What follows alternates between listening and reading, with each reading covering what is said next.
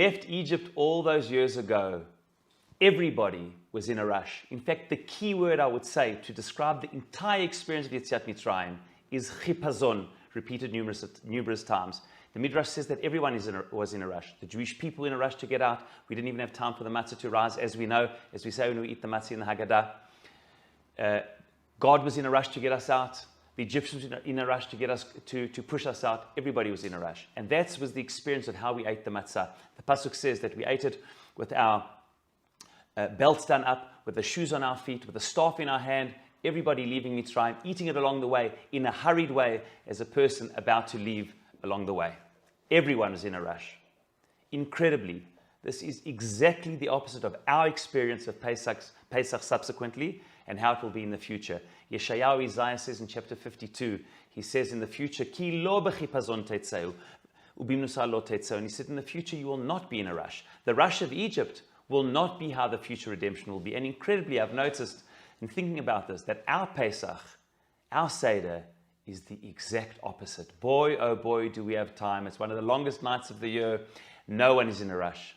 On the contrary, I noticed in Halakha that if you are in a rush, you do not fulfill your obligation. How are we supposed to drink the wine and eat the matzah? Bahasava, leaning over, not in a rush to go anywhere, staying put where we are as noblemen, with not a worry in the world. And the Arba Kosot, the Shulchan Aruch says, he paskins and he says that if you drink the 4 cups, bezeh achar zeh, if you're in a rush and you drink 1 cup after the other, you have lo yatzei erecho vato.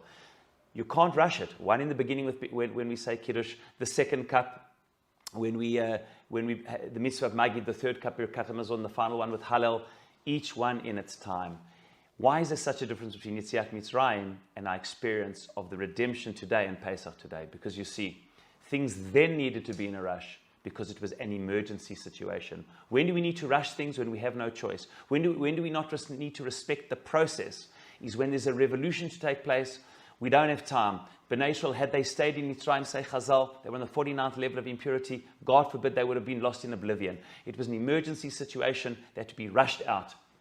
That's true for emergency situations, but there are consequences for emergency situations. When things happen in a rush, and you go up in a rush, you sometimes go down in a rush. Straight afterwards, there was the Chet HaEgel, Chet HaMaraglim. The entire generation died out in the desert.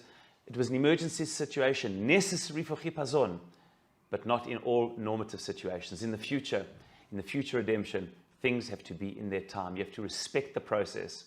Revolution in life needs to take place through evolution. If you want to revolutionize and change things, one has to have a revolutionary spirit. But you have to follow a process for it, say, to eat salty bagalti, 1 cup after the other, one stage after another.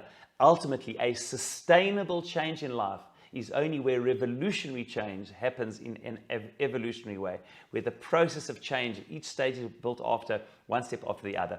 And as we celebrate Pesach in Israel today and around the world, with incredible, so much growth in Jewish history, a state of Israel that continues to grow from strength to strength, and the Jewish destiny which continues in so many ways to come together, may we continue to merit each step of the process, one step after the other, because ultimately the greatest revolutionary change happens through evolutionary process-driven change.